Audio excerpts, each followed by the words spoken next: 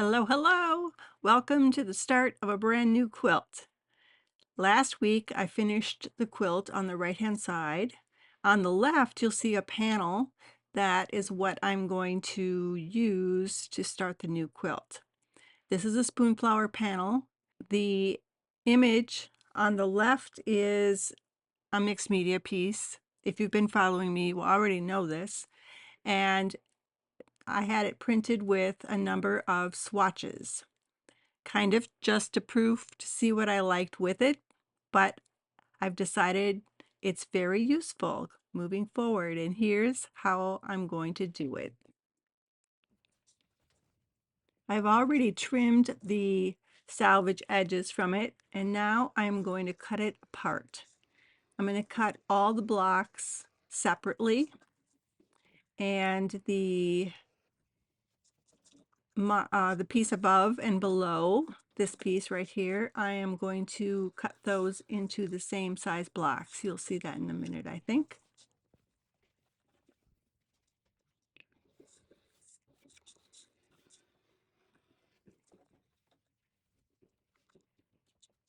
I really love the job they did printing this. It's exactly the colors I wanted. I didn't have to redo anything. It's just been such a pleasure to work with them. I will have the link in the description, and I'll also pop it in at some different spots along the way here, so that if you're interested in any of these or interested in creating a similar project, you won't have to wonder how or where to get these fabrics.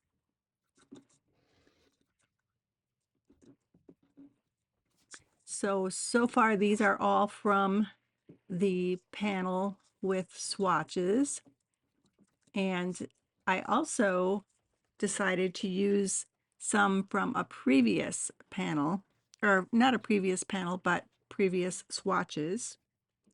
These are from a collection of mine called Quilted Earth, and I will put the link here for you if you want to go there. If any of you need or would like a tutorial on how to make these swatch blocks on spoonflower, let me know. I will happily make a video showing you how to make your own. You can put any fabrics in those squares that you want. They make it super easy, and it's really a fun way to work. And this is another yard of swatches. It's from a collection called Graceful Textures, and I am just going to use it as filler for some of the colors I might be missing.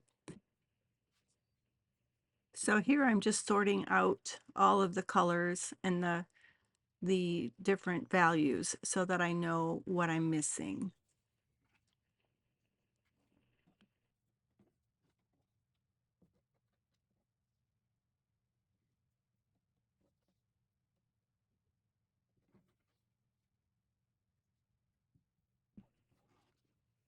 And now I'm about to cut into the Graceful Textures swatches to fill in some of the colors that I could use more of.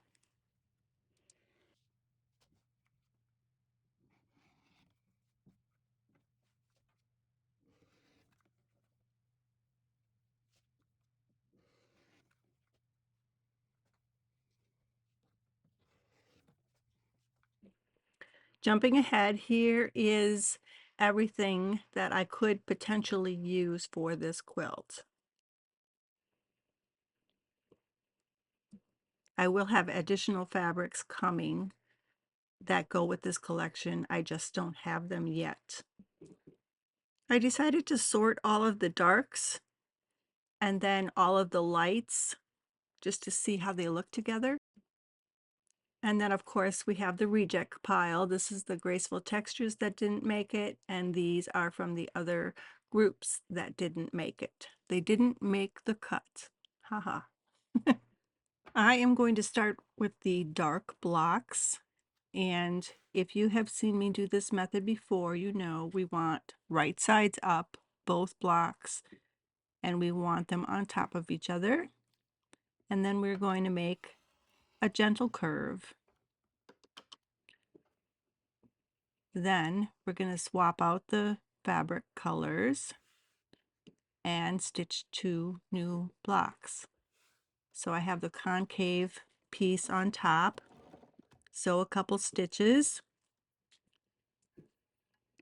only to find out that my machine was not threaded, or it unthreaded when I was doing something. So a little quick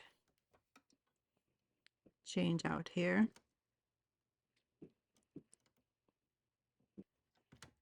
Okay, try again. Line it up, make a couple stitches. You want to stop, needle down, and then here is my finger pinning method for getting the curve to bend.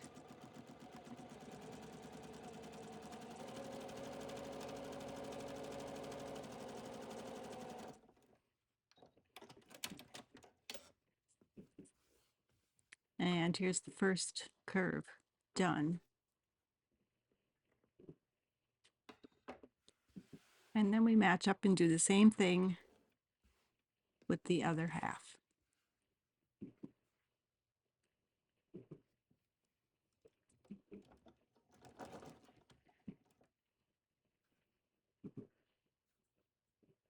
Finger pinning.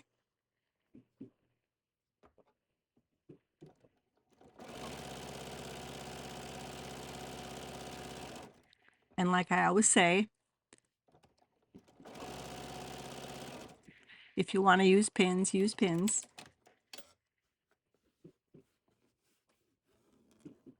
Finger press.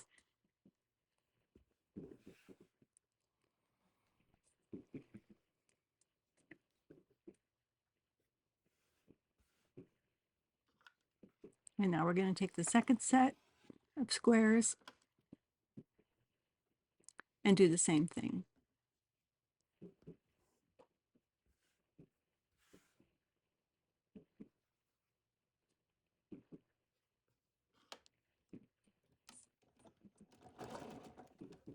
I demonstrated this same method a few weeks back with some, I think they were black fabrics, and someone mentioned in the comments, what did I do with them, or where was part 2?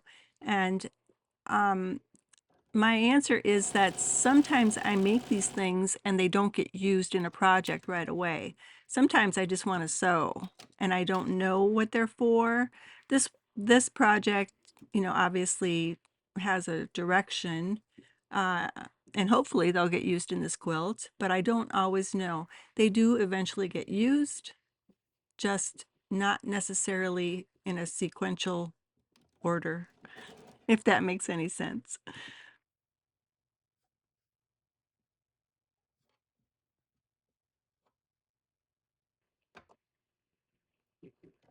Here you can see my finger pinning.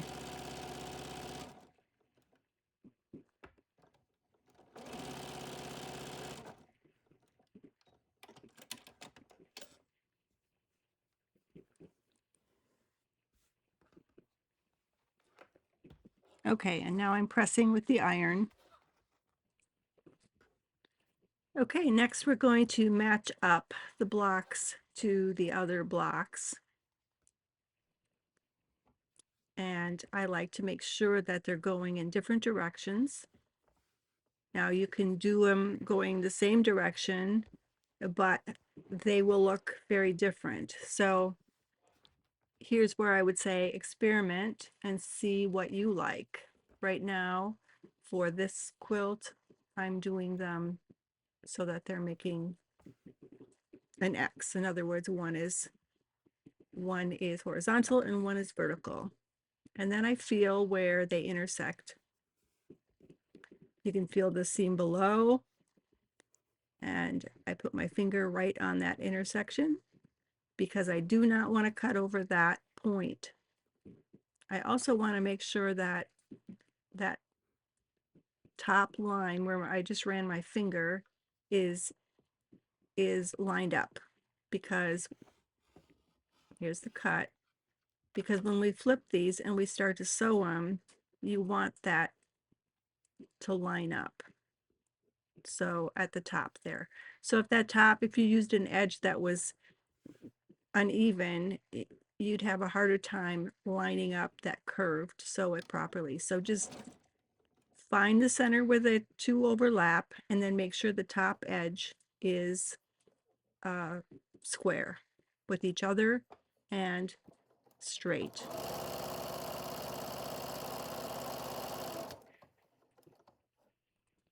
And here is our first block untrimmed. Now we started with the 6-inch square, and depending on the size of the curve and the width of your seam allowance will depend on what size block you end up with.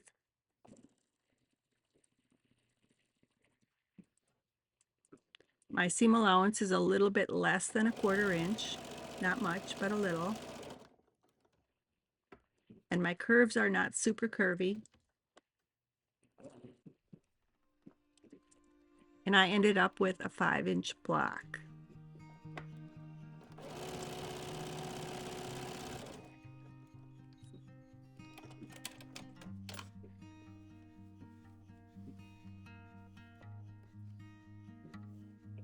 Okay, this is the last set, but I am going to show you the whole process because there's a little trick in here.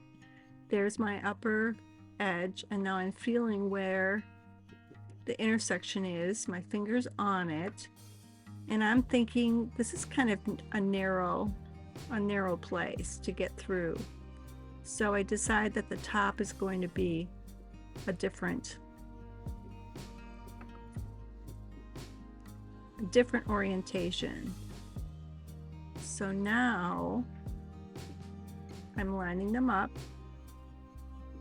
finding the intersection, and you see how much more room I have to cut here?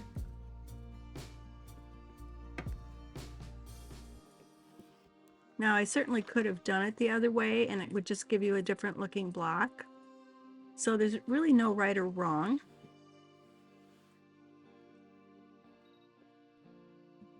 I would say just experiment and see what you like.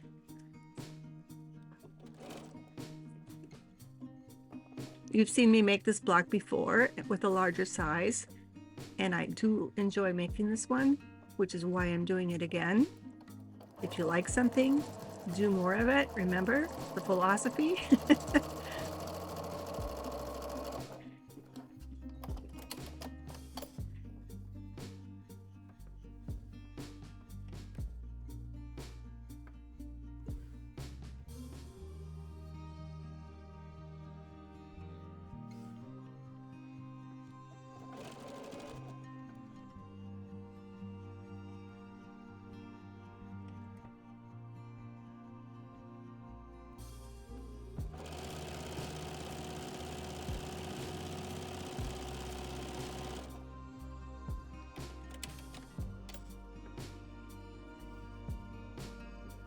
Okay, so now it's time to trim.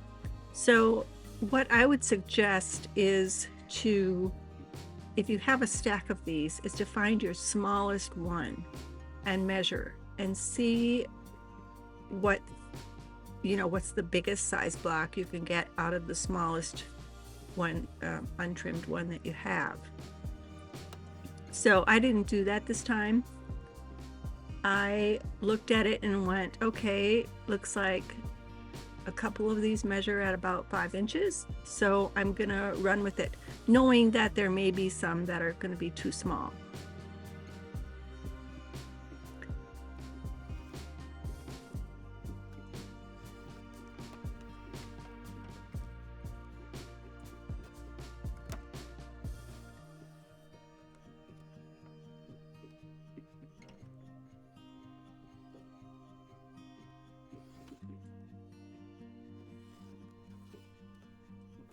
Most of them squeaked by with just having that little sliver to trim. And I'm going to jump ahead and show you what they look like all trimmed.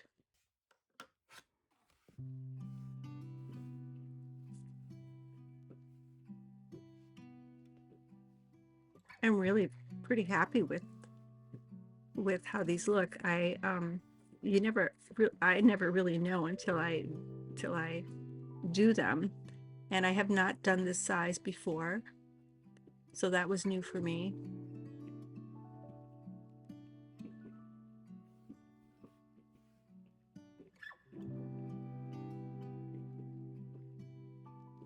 Almost looks like a tulip.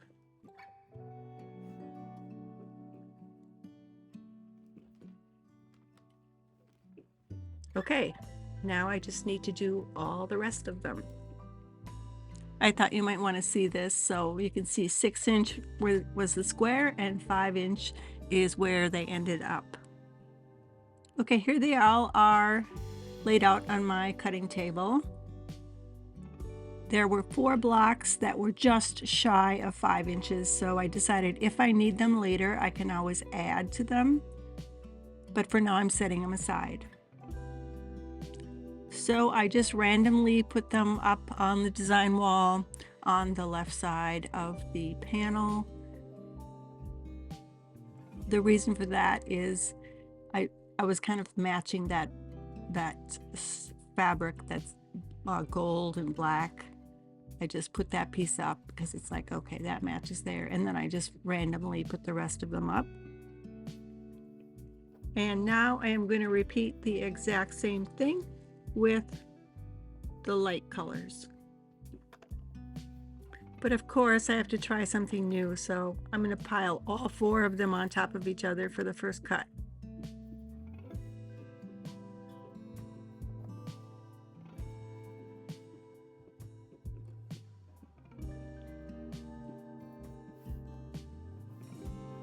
In the end, it didn't really make any difference as to how it turned out.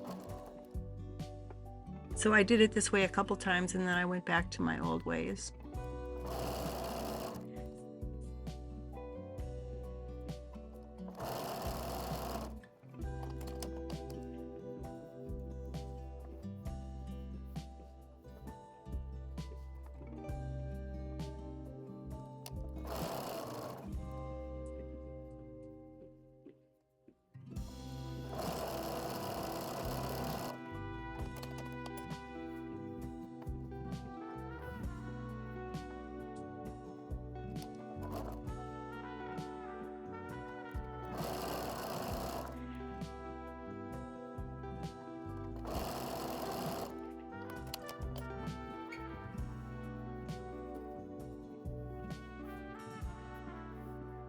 So I usually finger press or press toward the concave side.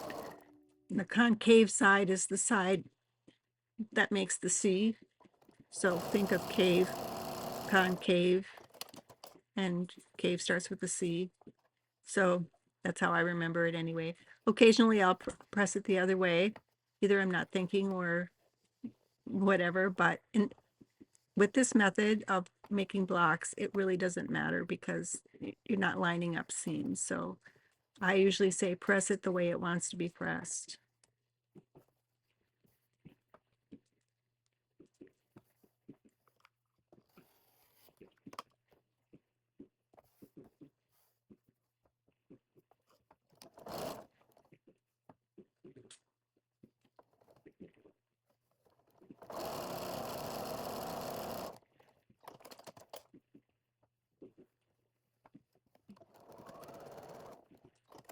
And let's jump ahead to the finished look at the light blocks.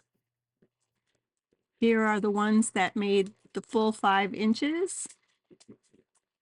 And here are the ones that were slightly short of 5 inches. And this time I thought I'd let you watch me put them up on the design wall. They're just in a stack. They're not organized. And I'm just kind of randomly putting them up.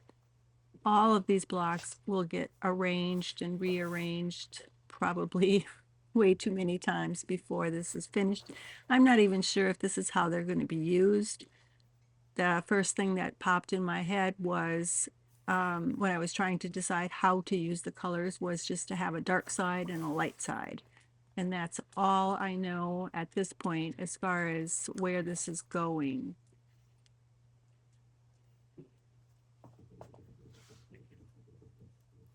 I put this here because I thought, oh, the orange in the neck didn't last long.